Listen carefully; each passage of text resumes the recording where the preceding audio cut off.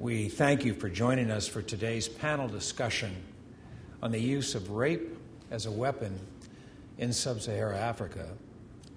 The topic is somber, but certainly very timely.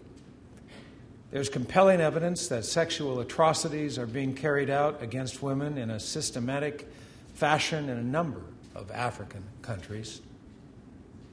This includes both countries with both active conflicts as well as post-conflict zones.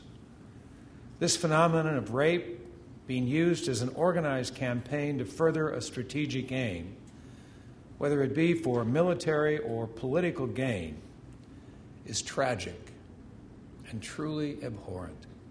We are very grateful to have such a distinguished panel of speakers on such an important topic, and certainly hope that this dialogue will be informative and will help further the conversation about what can be done to counter these atrocious crimes. In 2008, a non-governmental organization in Zimbabwe came to us with a startling accusation that ZANU-PF thugs, Mugabe's party's thugs, were engaged in a systematic campaign of rape and sexual violence against women solely because they supported the opposition party. And we compiled in the process, as you would see if you read the report, which is also available online on our website, we compiled wrenching stories of savage rape and torture solely because the women supported the MDC, the opposition. Partners killed, children defiled, torture camps set up used for sexual violence, a catalog of demonic brutality piled on demonic brutality. And there is, without question, irrefutable evidence that ZANU-PF Youth Corps and ZANU-PF war veterans were responsible for the raping. The same words were used, the same patterns were used right across the country without exception. Now that Mugabe has entered the realm of politically orchestrated sexual violence, much more is needed from the international community. Much more, you will forgive me, than congressional resolutions. There's been far too much rhetoric, far too many convoluted words. Number one, there should be a singular resolution of condemnation at the Human Rights Council in Geneva so that he is as it were, isolated and attacked in that way. Number two, there should be a reference from the Security Council to the International Criminal Court with a request for investigation and indictment.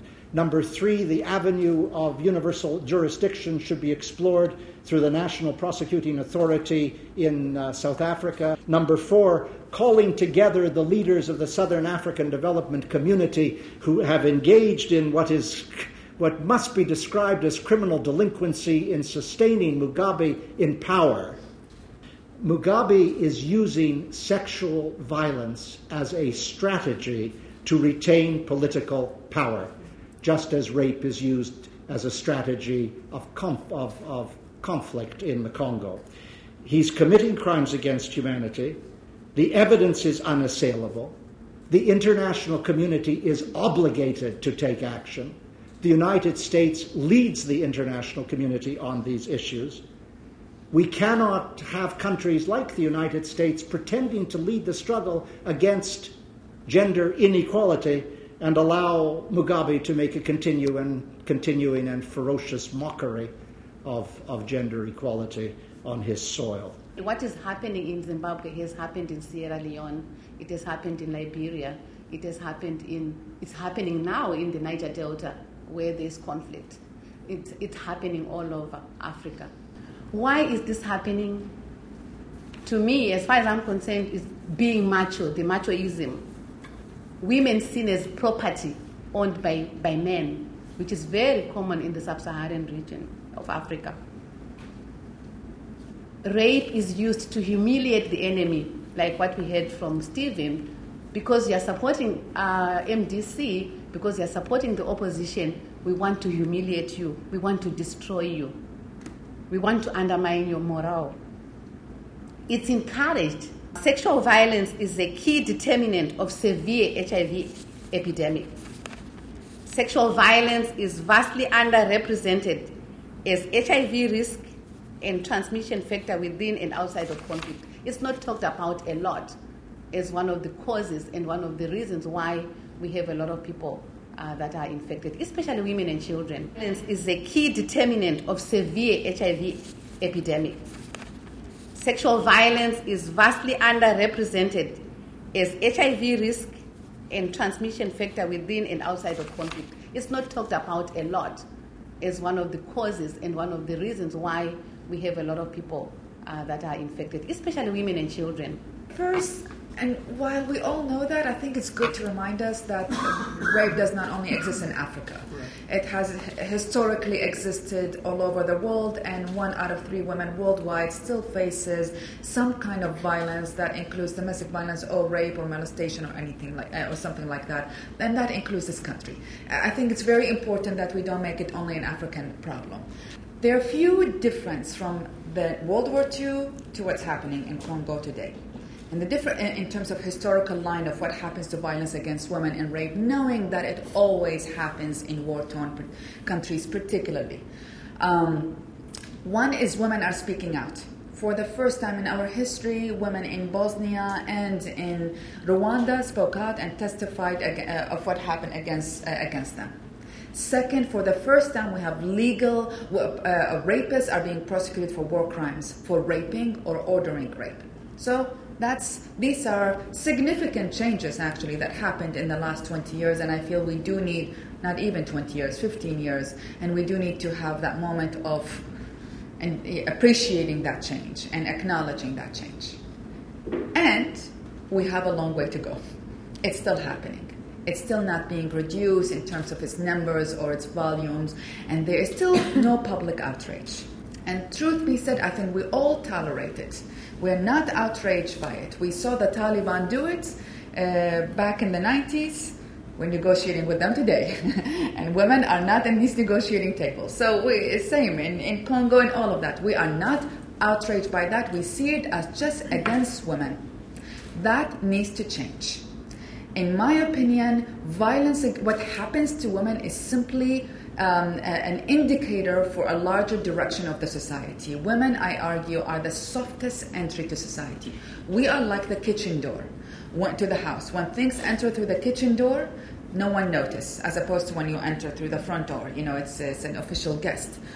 But unless we talk with the men who are sometimes responsible for causing this, we're not going anywhere. We're stuck in a victim loop in here, and we're not going anywhere. This resolution was introduced in 2000. We are coming up to the 10th anniversary. And I'm embarrassed to say that the world, the countries, have not done very much with it.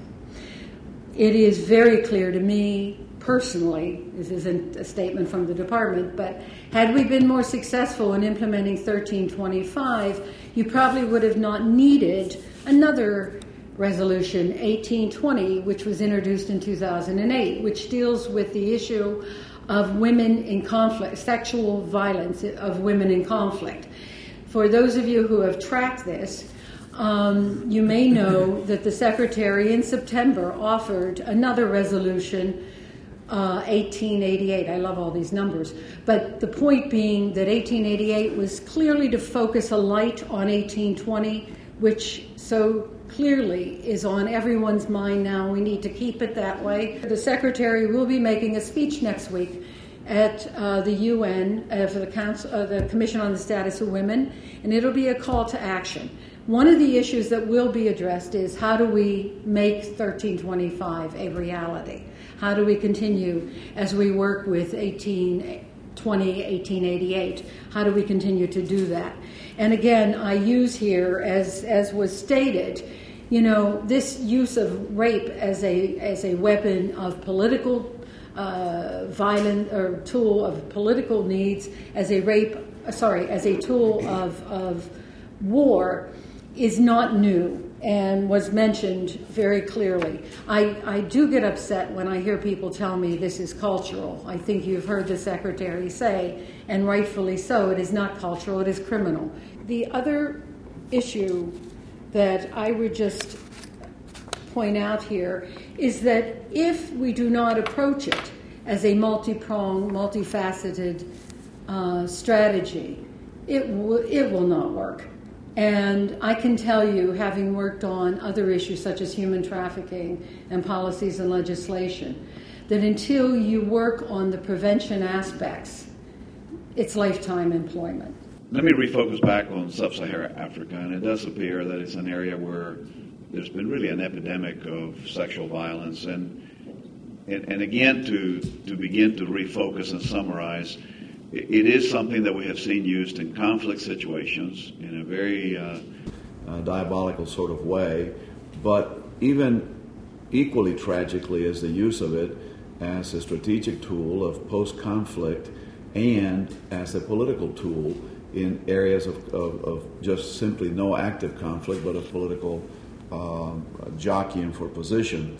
And the utilization of it in those kinds of settings seems to be particularly troubling. I think that AIDS-Free World and New Perimeter have done a remarkable job of detailing the tragic situation in a way that really brought it to my attention. I think, to me, it all begins with accountability. How do we stem the tide? There's a number of things we can do. Obviously, more education, more resources devoted, and I think some of the panelists have spoken eloquently to some of these things in which it can be attacked and dealt with. But there has to be, in my mind, accountability. There is no way that you cannot hold perpetrators accountable when it has been systematic, when it has been a tool of policy, when it has been an arm of state, when it has been something that is done by the military under orders or direction or influence. This is something that cannot be allowed to stand. How can we have rule of law so that we can develop a democratic state, or so that we can develop the kind of trade and commerce that's going to make people's lives better, if we don't have the most fundamental of rights, which is the human right and the human dignity to not be violated in your own person? And when this has been an instrument of state, there is no credibility, there is no legitimacy to any state that has allowed this to occur and then attempts to somehow behave as a normal state. There are things that take certain regimes and puts them in the out-of-bounds category. And so it isn't enough to say we'll have trade sanctions. It isn't enough to have a congressional resolution, good as those may be, congressional hearings, important as those may be. Ultimately, it has to be an issue of individual accountability for actions that really fall well below the norm of what the international community on the 21st century should be willing to accept.